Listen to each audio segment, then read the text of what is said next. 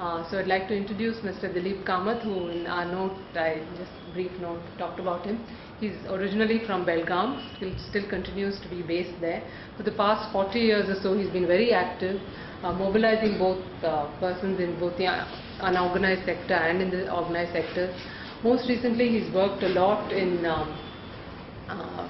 not only mobilizing but giving training to people who are working in the Rural Employment Guarantee Program, which I hear in some of the North Karnataka districts has been very successful.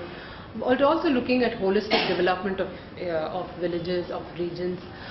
He's also been sort of an advisor to several NGOs, and which is why he's been active in this, putting this one annual program called Community Learning Movement. I'm here to share with you my experience of working on this process called Community Learning Movement, which I've been a part for the last 13 years now. 2000 we started, and this is 2013.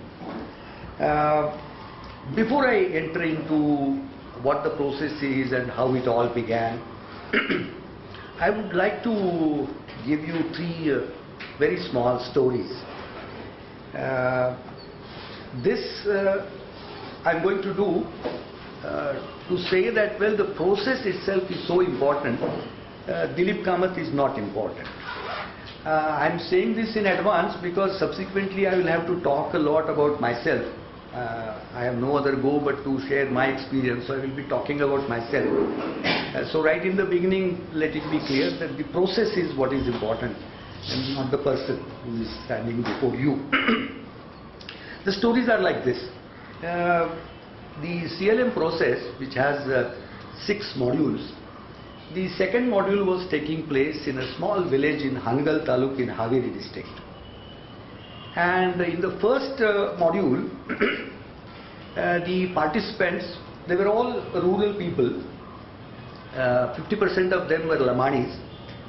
The rest were Dalits, and everybody was small farmer, marginal farmers rather, and landless laborers. They were given the task of going back to the village and finding out what are the resources they have that are available for them to develop, natural resources. That was it, just to map the resources that are available for them in the village. And the second module began, and it begins with what they have done in the village. Now here they were expected to bring back the study that they have done about the natural resources that are available. And here is this Lamani woman coming and saying that, well, everybody was saying that, well, first let her speak.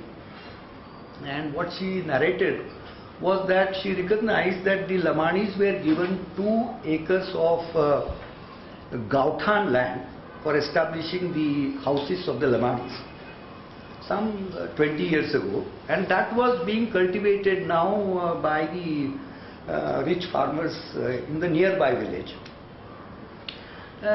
This was what was expected, that, well, she just narrates this story, this fact.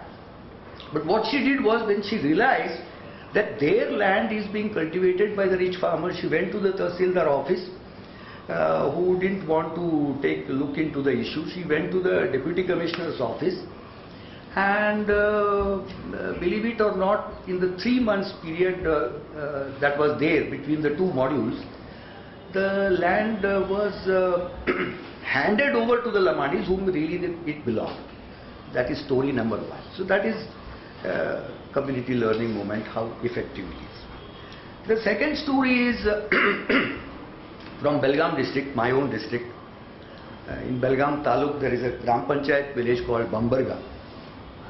And we had just completed the second module, where we told them about the different human rights, especially the ESC rights, and particularly about Employment Guarantee Act, right to food and right to information. How we can implement these laws to get our rights realized. That was the idea. It was explained to them They would fill forms, form number 6, what it is, this, that and the other. And what happens? What happens is they file their application for demanding work, and the panchayat president and secretary say, oh, there is no work here. All development works have been undertaken in our panchayat, so there is no work to be given. I mean, we have not told them that, well, what you need to do if they do this. I mean, what we have told them at this stage, at the second module, is that, well, you approach the higher authorities, that the EC, the executive officer of the Taluka Panchayat. If he doesn't fulfill the obligations, then you go to the Jilla Panchayat and approach the CEO. That is how it has been done. But what these people do is, what these women do is, 60 of these laborers who have demanded work go in front of the president's house, president's residence, presidents of the Gram Panchayat, and say that, well, namke kelsa siglebe. This fellow is hiding inside the house.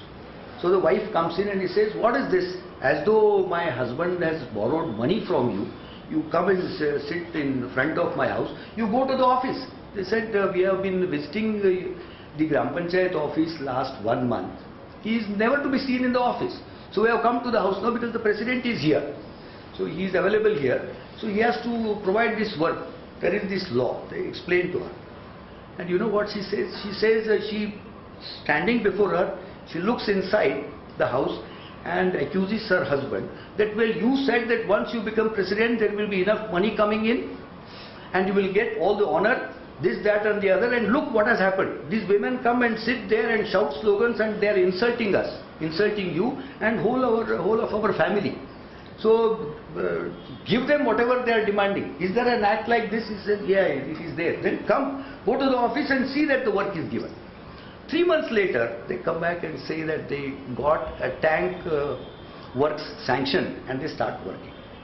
This is the second story. So it has nothing to do with we telling them that, well, what strategy to be used. I never thought that, it never occurred to my mind that women can go and sit in front of the president's office and create this kind of a dynamics there. Third one, since most of you come from the cities, in Bijapur we were working. Father Claude was very much there at that time, and one of my friends who still works there, they had created Slum Abhivrudhi Samiti, Slum Development Committee.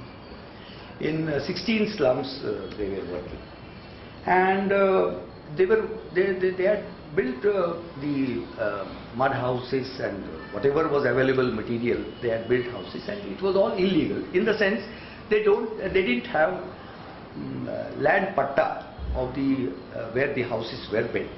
So the demand was that their land should be given, and secondly, these slums should be recognized as slums.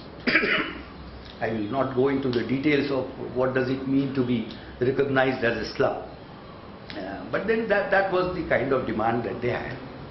And what happened was that this was after the third module on the, they are reporting, they are coming back and reporting in the fourth module what they did. By that time they had learned that, well, the corporators that they have elected are responsible to them, are answerable to the slum dwellers. And so they went, they called the corporator to the meeting of Slum Abhivrudhi Samiti. All the corporators were made to come, and they said that, are you coming with us to the office, slum board office and the deputy commissioner's office, and you have to raise the voice on our behalf and say, normally you know how corporators are. They are hand in glove with land mafia, contractors and so on and so forth. But they were forced to raise the voice on behalf of the slum dwellers. And then their 3 acres of land was earmarked for building slum houses. They also subsequently fought against the beautification of Bijapur. You know, it's a travel spot in Karnataka, one of the important traveling spots. So tourists from all over the world come there. So they wanted to clean and beautify Bijapur, and so naturally they were trying to abolish the slums. So these people said, nothing doing. We also want Bijapur to be beautiful. So you build beautiful houses for us and we will shift. So this kind of a thing, pressurizing the city corporators, this is very important because it is easier. I have experienced that it is easier to work in villages because people know that they don't know and they want to know, and then they get things done. But in the cities, everybody thinks that they know, so they don't do anything, they don't learn anything. So it is difficult to work in a city, but they did it. So these are the three short stories I wanted to share with you, and now I come to CLM. But before again talking about CLM, I would like to give a historical background, rather go back in history in the post-independence era. I say that, well, from 1947 to 65 was the period of euphoria of independence. Everybody was expecting that now the Britishers have gone and our government has come, so all our problems will be solved by the independent government. So that was the euphoria of independence era. But then by mid-60s, disillusionment started. There was Panchayat, there was 5-year plans, and there was so-called land reforms, this, that and the other, many things came up. But ultimately it didn't reach the poor and the working class, the unorganized working class. None of these benefits reached, including the small farmers. So you saw between 66 and 75, you saw many sections of society were affected by the same policies of the government. They started revolting. There were peasant revolts, the tribals revolt was there to a certain extent, which grew in 70s and 80s. Students were agitating. I was a student at that time. I was also part of this agitation. Women, you know, had started raising their voice. 1975 was declared as the year of women, and so on. And Dalits. Dalit poets started raising their voice first, and subsequently the Dalit Panther in Maharashtra, the Dalit Sangharsh Samiti in Karnataka, and so on. So all over India. So all these protests you see between 66 and 75. And last but not the least, the struggles were led by the working class. The workers were up in arms. There were so many strikes, including the historic railway strike, and so on and so forth. So that is the period of disillusionment and taking up the struggles on the road. What you see is, recognizing this, the government started its own strategy, and you see that between 76 and 90, which I call as the period of rise of the voluntary organizations. Many voluntary organizations came into being, and also environmental movement, environmental groups, environmental organizations. Also the question of environment became very important. Especially in Karnataka, there were so many environmental movements taking place. Against Birlas in Harihar Polyfiber, against Karnataka Pulpwood Limited, which had taken away 75,000 acres of common land, against Kaiga, against so many dams and joining of rivers and so on and so forth. So that is it. And also that was the period where non-party political formations, disillusioned with all the political parties, but recognizing the importance of politics. That was the period when I was also part of this kind of a non-party political formation at that time. So that is the general history till WTO, the World Trade Organization's regime is established firmly in our country in 1990s, early 90s. After that, the voluntary organizations which had raised voice, which had taken up various issues like Panchayat Raj, like women's issues, like self-help groups, like environmental issues and so on and so forth, education and health included, all these voluntary organizations got transformed into NGOs. If you call anybody now whom I refer still because of my old habit, oh, so you are part of a voluntary organization. Yes, sir, I am part of an NGO. So, and then it's not only a change in the nomenclature, their whole nature, their whole method of working, their whole perspective, everything changed. Now they wanted to be part of the government. They would do what the government tells them to do.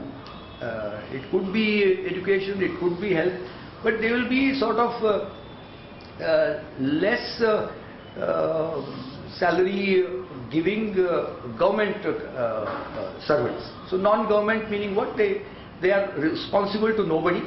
Government has certain rules and regulations. NGOs have no rules, regulations. So you come and go, nobody asks you. So irresponsible kind of a behavior. So that kind of a thing. And where there is money, these people will take up work. So this is the historical background of what happened. And what we see happening after the advent of globalization, liberalization, privatization, and the WTO regime is established, is voluntary organizations are no more. The left parties who were raising their voice also lost their voice in a significant manner, because wherever they are in power, they would follow the same WTO policies, the new economic policies, like Invest Bengal and so on. The working class movement was down after the failure of the historic textile workers' strike in Mumbai. So that was not there. The Dalit movement got divided umpteen number of times. So their voice also got less and less militant. So that was the kind of thing that was happening. And I, for one, when the working class was up in arms, I was part of the working class movement. I worked with powerloom workers in Belgaum, 15,000 workers we organized. And also Indian Aluminium Company workers led a historic 60-day struggle. So I was part of that. When the environmental movement became strong, we took up this issue, not for the sake of environment, not for the sake of environment, but for the sake of people. That well, environment and working people have a very close biotic relationship. And so we said that if destruction of environment means destruction of livelihood, support. So we took up environmental movement in that direction. Not save the white tiger or whatever, but save the people, save the tribals, save the farmers. So that kind of a thing. But then, as I said, when the NGOs, when the voluntary organizations became NGOs, there was question before me. What is my role now? What do I do now? The voluntary organizations also were finding a financial crunch, because funding agencies were moving away from South India to North India, saying that, well, now you are all developed. Karnataka is developed, so we don't have a role. So various reasons, and the others were co-opted by the government, state and the central government. So I didn't want to do any of those things. So I was thinking, how do we do? How do we go about? How do I go about? And that is when the idea of community learning movement emerged. I will say one thing here, that I said that the left parties, the working class movement, the farmers movement, they had lost their radical views, radical perspective. But on the rise, you saw the unorganized sector workers raising their voice. So I thought that this is the hope for the future. Whether it is agricultural workers, small marginal farmers not so much, but agricultural workers, construction workers, BD workers, powerloom workers, they were raising their voice. So the government had to listen. That's how you see this board for construction workers being created and so on. So it is at that juncture we thought that two things need to be done. That well, we cannot depend on an organization employing staff who will do this kind of work of conscientization, you call it, or you call it politicization. Local people had to take up this issue themselves. So this voluntary spirit that was there in the pre-independence days has to be brought in, has to be cashed in, has to be worked on. This is number one. And number two is that the society has been divided. Even the people about whom we are concerned, people like you and me who are concerned, they have been divided. There are women's organizations, there are Dalit organizations, there are tribal organizations, there are workers' organizations. Now, they need to fight for their identity, they have specific issues and they need to fight. But what is it that gives them a common identity? And we were very clear that, well, this identity is that they all belong to the same class, that of working class. So these two things we kept in mind, that they all need to be united. All these marginalized and exploited sections should come together. While the Dalits fight for their Dalit rights, women fight for women's rights, but all of them need to come together as a class, as working class. Including in Bijapur, for example, the breakthrough was done when we started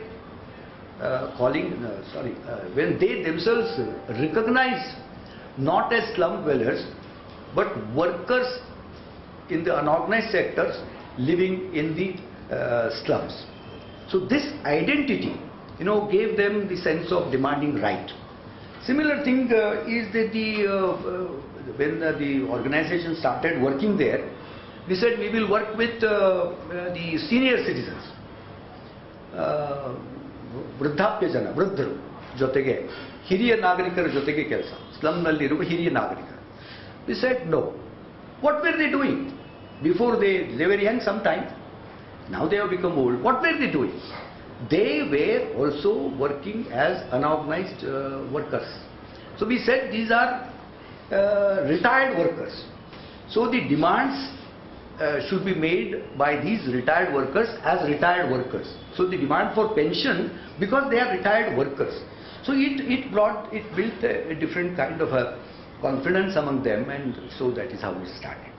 Then the idea came that can we do it in a systematic manner, so that what we have achieved with the workers in Belgaum, say for example, or the tribals in Maharashtra and in Karnataka in some places, can we systematize it? And it was at that juncture that National Center for Advocacy Studies in Pune had come forward out of their own experience. They were earlier doing advocacy trainings, 5 days advocacy trainings at the national and state level. Activists would come, even academics would come, young students would come and undergo the advocacy training. But then they realized that they are coming for the training and going away and not doing any advocacy. Some NGO representatives would come, and advocacy became a fashionable term in the late 90s and early 2000s.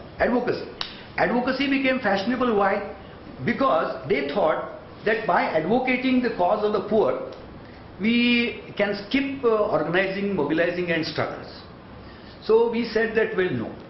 Advocacy is the first step. It should lead to organizing and subsequently mobilizing and struggles. So that was very clear to us. So we thought, can we combine this? And that is how the idea of community learning movement came about. So what is this community learning movement all about? So it is an ongoing process of selecting a few local volunteers, men and women, equal number. Well, I say equal number, but what we have experienced over the past few years, 13 years, is that we have to make special efforts to see that men also come. It is the women who are leading the community learning movement in the rural areas, especially. Slums is no different story in Bijapur. Okay, so we select them, but while we select them, that well, from each village, 2 men and 2 women. 2 men and 2 women are selected. young men and women who have a couple of children, and so that the husbands can safely send them for this 2 days, 3 days training outside their village. And they have established their faith in each other, trust in each other. So that kind of a thing. And then the first meeting takes place for 1 day, explaining them what this is all about, finding out the issues that are important to them, the problems they are facing in their day-to-day life, and would they like to do something about it with the help of others by organizing the local community. Are they willing to spare their time? We will be with you, but would you be willing to take up this issue in your own village while you do your own work? Whatever work you are involved in, you don't have to leave that, but once in 3 months, 3 days, actually it works out to be 2 days, because first day they arrive at 12 o'clock and the third day they leave at after lunch. So in the real sense 2 days they will have to spare, and in between those things they have to, whatever they have learned, they have to practice in the village. They have to share it with the local community they are part of, and see that some action takes place. So in Kannada we said Madutta Kali Kaliyutta Madu. So that is the precondition for community learning movement, that whatever you have learned, whatever we have discussed, and what they have learned, they have to say it at the end of the 3 days, and they have to chalk out a plan, what will they do in the next 3 months in their village. So in the villages it is 1.5 years kind of a thing. Now what are the, well, how do we select this area?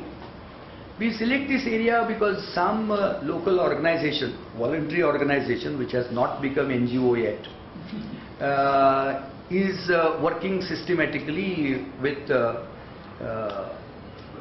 right-based approach, and politics is not averse to them. They are not averse to politics. No, that is the precondition, and then we share with them, and so with them a local survey is done. What we thought of was that this grassroots advocacy, bringing about change, to a certain extent you can bring about a change in a village or in a panchayat. But there are certain issues where you need to go up to taluka level, if not at the district level. So we said 25 villages of a taluk are selected, 4 persons from these 25 villages, so 100 people are welcomed for this. They are interviewed. We have certain criteria on basis of which they are interviewed, and so they are brought in, and then they are made to share a dream of what they would like to see in their villages in the next 5 years, and their commitment is sought that, well, yes, we will do whatever is possible for us within our capacity to organize and share with community whatever we learn here, and we will try to practice it. We assured them that success is not what is important. What is important is that you try. And remarkably, they mostly succeed. They have experienced success more often than not. So that is how it is. That is the first session of 1 day. And then 6 times for the next every 3 months, 3 days, 1.5 years is we are committed to work with them, and so about a dozen groups have practiced it, basically in North Karnataka, except one in Mysore, HD Kote Taluk, where the tribal youth went through this process and succeeded in creating some halchal. Subsequently, it has failed because one of the old leaders again has taken over as the leader. So but elsewhere the process continues. What are the issues that we discuss, and how do we go about discussing these issues? See, I need to share with you about a couple of the modules that are undertaken under community learning movement. The first one is I share with the group that, well, God has sent me here, and He's going to, He has told me that, well, Nanu 3 vara kodta ide. Any 3 things you ask and you will be given. And I assure you that God personally has sent me here. But God has put a condition also, that, well, you cannot make individual demands. You need to make community demand. So what are the 3 things your community needs? So subsequently we raised it to 5. So what are the 5 things you want for your village? We had in the earlier stages, even now sometimes, it is so saddening to see God is giving something, and anything that you want to ask, you can ask. And you know what they ask? This experience I had when I was conducting a training of the newly elected women panchayat members, 50 of them. It was organized by FEVOD, which was very active at that time. So I asked them that, well, now you have become the leaders of the village, in the panchayat you are elected, so what are all the things you would do? And what did they say? The same thing is said by the people in CLM when they come. They say, raste martivri, roads, gutter martivri, many times they begin with gutters. Gutter martivri, raste martivri, shauchalaya, neeru, aspatre. So that is the dream. So we have succeeded in brainwashing the people of our country, in saying that, well, you don't have any rights, you don't have to ask for any rights, rights you will never realize, out of question, you don't demand, because it cannot, even God cannot give. So what you do is, you ask for infrastructural development. So development has come to mean infrastructural development. So my reaction is, oh, it's very simple, my God will be very happy, it can be done in a jiffy. Very simple, no roads, and there is enough money for it, it can be done. And I am very happy that major problems, as I perceive them, don't exist in your village. They say, what do you mean? So I tell them that, well, I thought poverty is a problem, I thought unemployment is a problem, I thought you lack good education, I thought health is a problem. These are the problems I thought you have, but you don't seem to have any problems. Agricultural production is going down, water has become scarce, it is polluted and it is scarce, water table is going. These I thought were the main important, those problems don't exist. Only road, gutters. No, ನೀವೆಲ್ಲ ಹೇಳಿ ಎಲ್ಲ ಅದಾವ್ರಿ sir, ಮತ್ತು ನೀವು ಹೇಳಿಲ್ಲ. So God has sent me to ask you what you want, and you are coming forth with these petty things. So it's not your fault. I assured them that it's not your fault. So that is how it begins. Okay, I said, then you go back and come forth what you want. And then they come forth. And also we discussed about what you want is a dispensary in the village. You don't want health. You want dispensary because you have taken it for granted that you will fall in. With all the kind of food and water we get and the dirty atmosphere, we are going to fall ill, so that is taken for granted. God can't do anything about it. So what we want is a dispensary where we will get good cheap medicines or even free of charge. So that whole thing changes over a period of time. And by the second module, they start realizing that there are rights. Vasavi mentioned that over a period of time, especially in the first segment of UPA,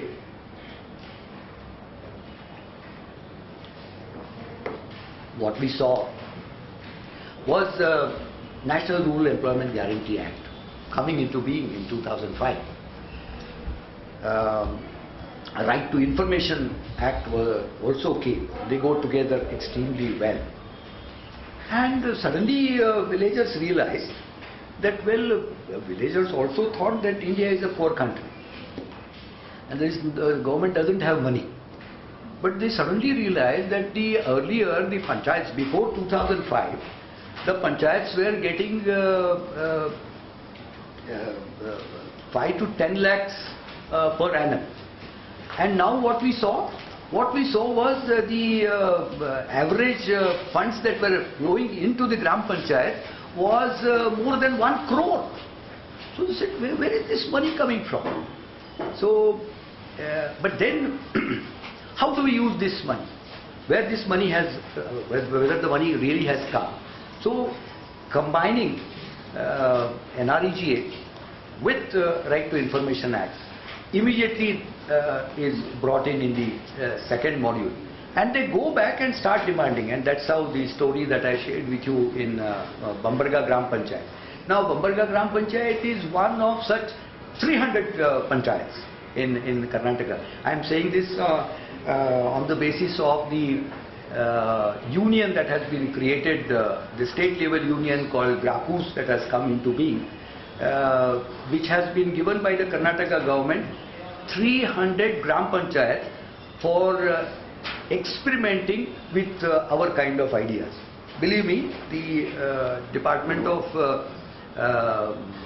Panchayat Raj and Rural Development has given 300 panchayats by government notification that in 300 Gram Panchayats you implement the scheme as per your wishes. Your meaning the union, the local union. So this is happening in 300 Gram Panchayats in Karnataka. Because they have realized what it is. The second thing is about the system that we are living in. So we talk about democracy. We don't talk so much about the system. We even when the now we have gone a little ahead. I'll come to that a little later. And now earlier I was going to each of these areas. In dozen places that we conducted CLM with local volunteers, these 100 I talked to you about. I was going everywhere and I was doing it.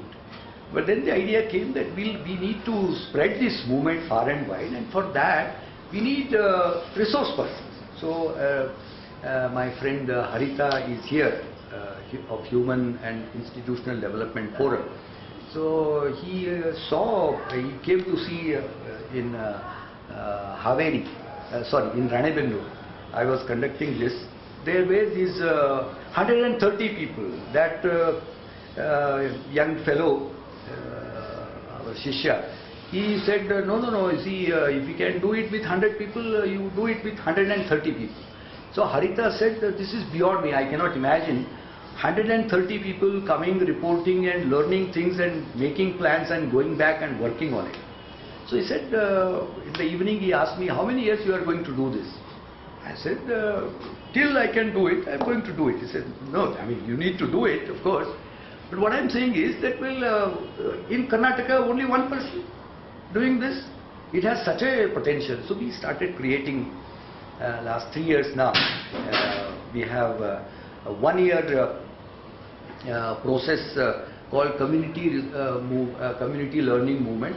Resource persons building exercise we have started. Vasavi mentioned that Badri was part of that resource persons building exercise.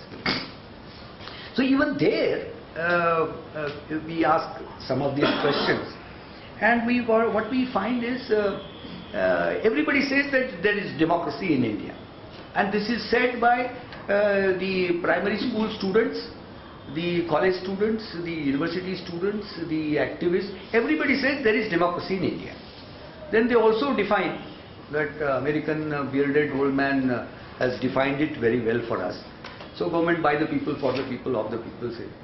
Oh, so we have in India, ನಮ್ಮ ದೇಶದಲ್ಲಿ ಇವತ್ತು ಪ್ರಜೆಗಳ ರಾಜ್ಯ ಇದೆ, ಪ್ರಜೆಗಳಿಂದ ನಡೀತಾ ಇದೆ, ಪ್ರಜೆಗಳಿಗಾಗಿ ಕೆಲಸ ಮಾಡ್ತಾ ಇದೆ.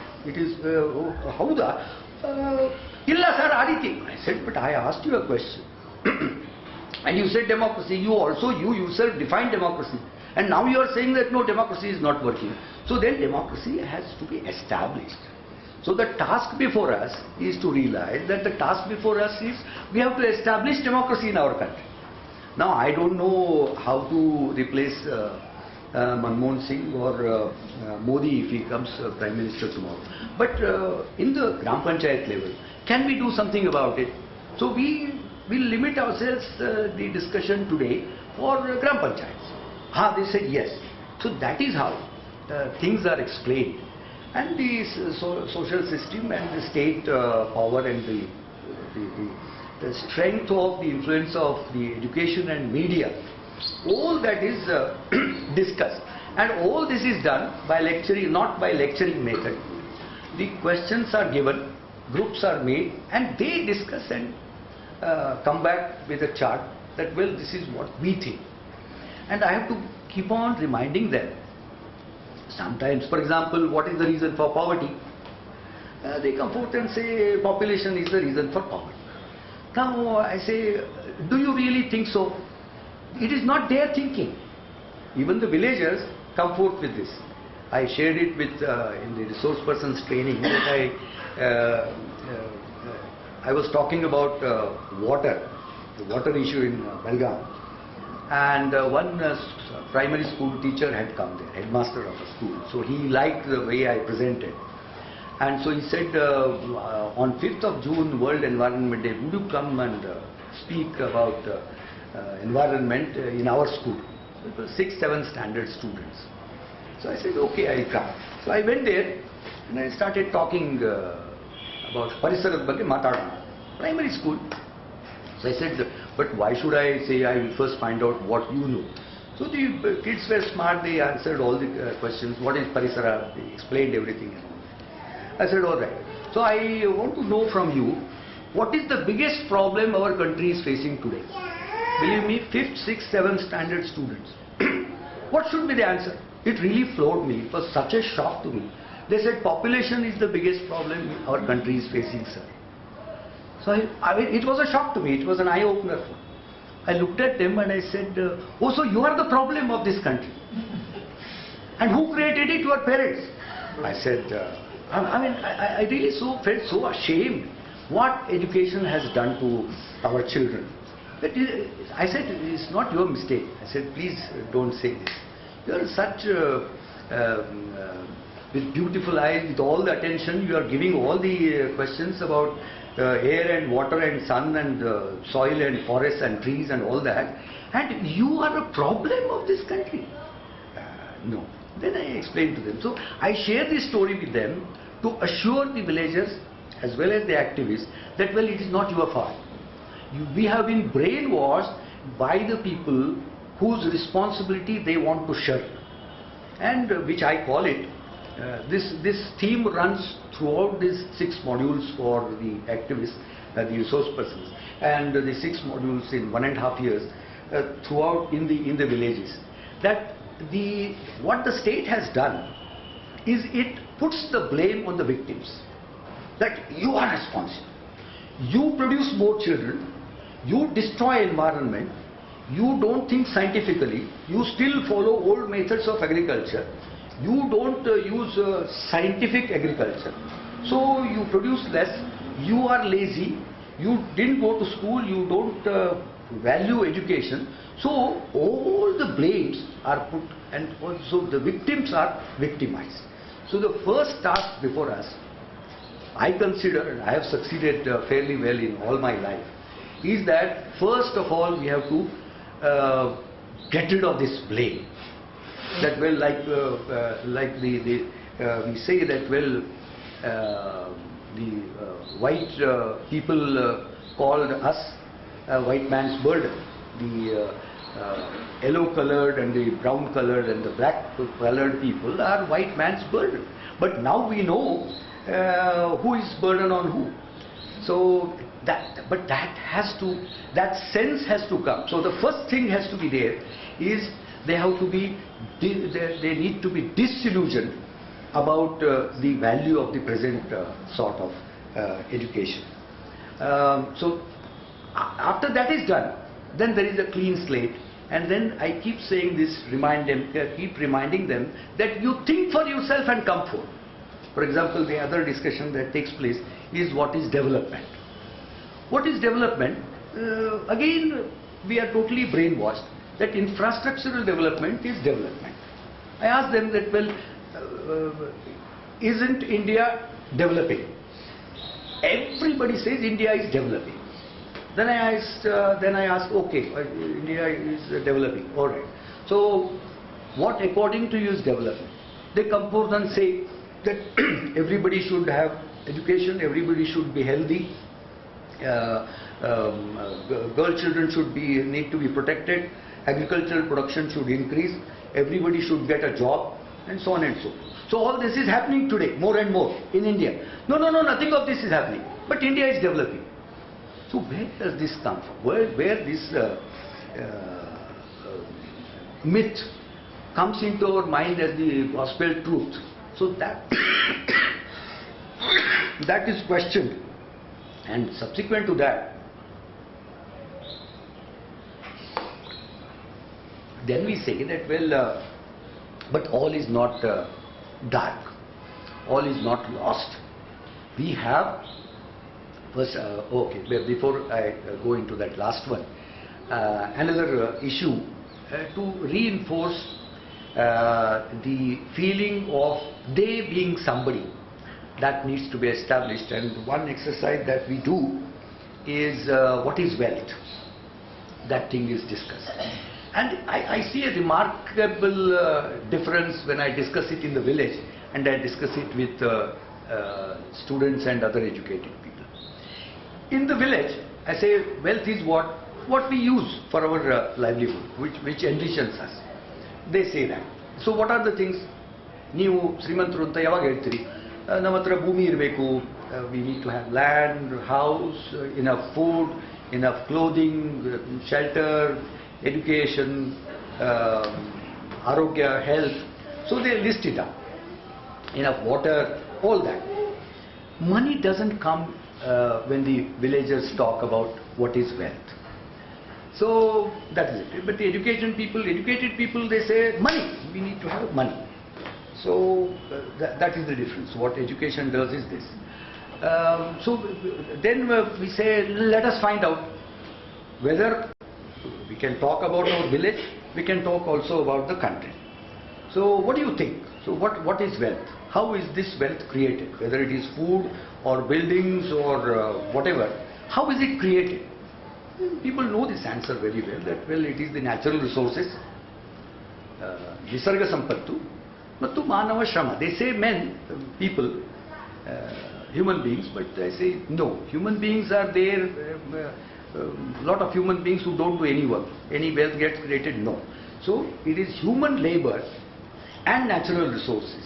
When they work with each other, then wealth is created, real wealth. So tell me, do we have any lack of wealth in our country? They say no. So first we said that population is the reason for poverty. Now they say, well, no, people are the wealth of this country if they work. But is there enough work available for us? No, it's not there. So we need to do something about it. And natural resources, they are there plenty. They have been wasted and underutilized or overused and used for wrong purposes all these years, because we have not done anything about it. It is the educated people who are doing it, who are talking about various stupid things like privatization of forests, like linking of rivers, like big dams and so on. And there are umpteen number of examples we see how water problem can be solved at the local level, and so on and so forth. So we talk about it when we talk about land, water and forest in the fourth module. So that is how we do it. So I will conclude here. There are a few other things to say, but by question and answers we can do that.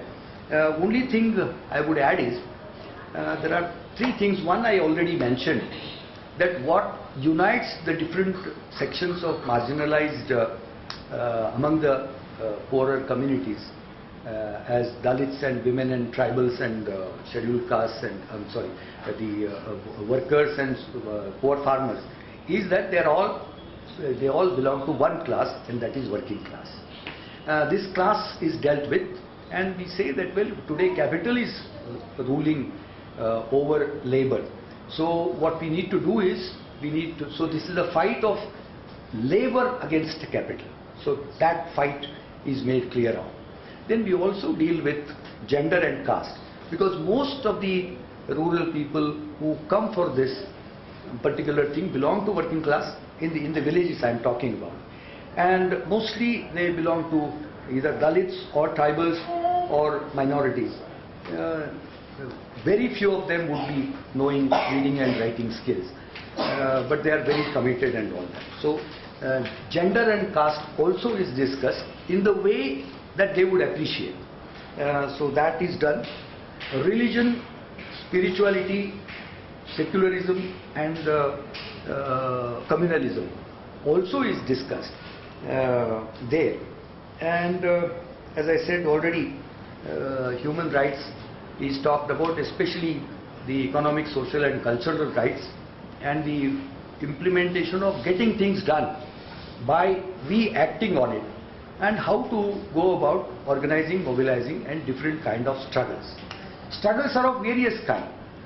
I will just give one example. It's a funny example, but it will show how creatively people think of different kind of struggles. We were fighting against the Birla factory which was polluting the river Tungabhadra, and we had done 2-3 kinds of various struggles. Kittiko Hachiko Satyagraha became quite famous. Maneka Gandhi, when she was Environment Minister, gave Indira Gandhi Paryavaran Puraskar to Samaj Parivartan Samudaya because of Kittiko Hachiko and all that. But then there are stopping of vehicles and all that, different thing was there. Burning of rayon cloth produced by Birlas was another thing. We will use only cotton now, etc. Then on the 4th year, the question came, what do we do now? I said, aren't you tired of doing the same thing all over again? Because Kittiko Hachiko was done by 3 years in different areas. So I said, Kittiko Hachiko bhada hai, pluck and plant. Pluck the eucalyptus, which is useless, and plant a useful tree. That was pluck and plant satyagraha. So I said, let us try something else. So, yen madbodri? They asked me, what can be done? I said, who am I to tell you this? We'll break into groups, think of various ways. We are addressing, it should be seen by the society outside that, well, why we are agitating. And it should create a sensation. Media, it should get media attention, and wider society should appreciate. So, what is our grievance? That the Pollution Control Board in Davangere is not doing anything. Our Malkotaraj, Kelsa Madodilla. They are supposed to test the water and send a report. They are not doing it. So think about it. And you know what one group came forth with? The group came up with saying that, well, we shall have sleeping satyagraha, malaguva satyagraha. Davangere office nalli hogi maligi bidodu. Believe me, 300 of us went there and lied down in the office. It had 5 rooms, including the executive boss sitting there. We all slept there. 10 o'clock the office opens, we all rush in, one by one, 300 people sitting. There is no place for them to walk, even to go to the toilet. We are sleeping there. He called the police. The police, Circle Police Inspector came first, and then he called a superintendent of police. They started laughing. Office, sir. This is sleeping office. Because we had taken the file. We have submitted so many reports. They have not come, they have not tested the water, they have not sent it. So, I'm just giving you this example. This is out of CLM.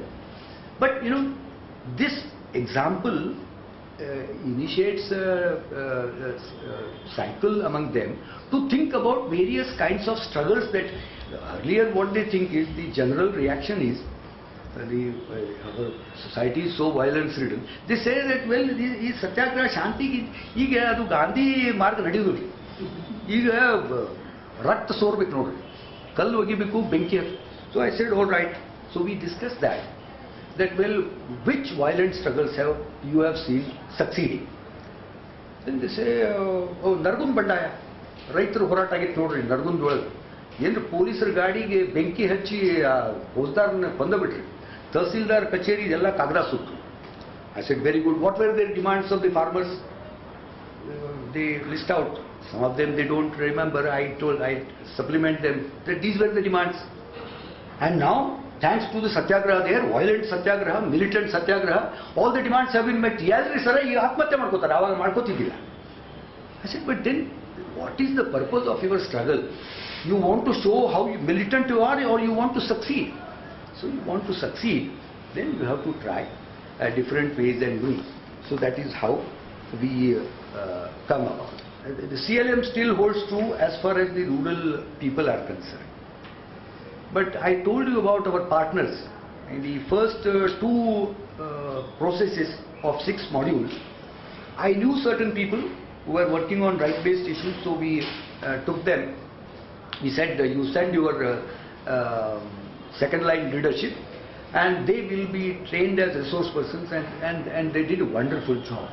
Whatever they would learn here in the CLM resource persons training, immediately they would conduct a similar training program with the rural people in their own work areas, and the qualitative difference could be seen there, first and second. But third time, there were no takers. People were not interested. Some people came and we were not happy with them. So that is the kind of situation we have reached now. So the question before us is, do we need to change our curricula? How do we approach the people? Are we able to approach people who really need it, who would appreciate it, and who will make use of it? These are some of the questions we have. And any doubts, clarifications, critiques from you friends is most welcome.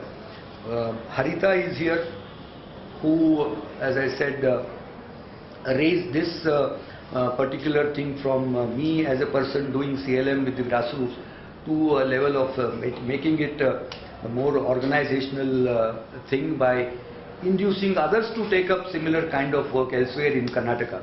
Now there is going to be a partnership with Orissa, where another person of NCAS is working with the tribals there, fighting a battle against POSCO and other things.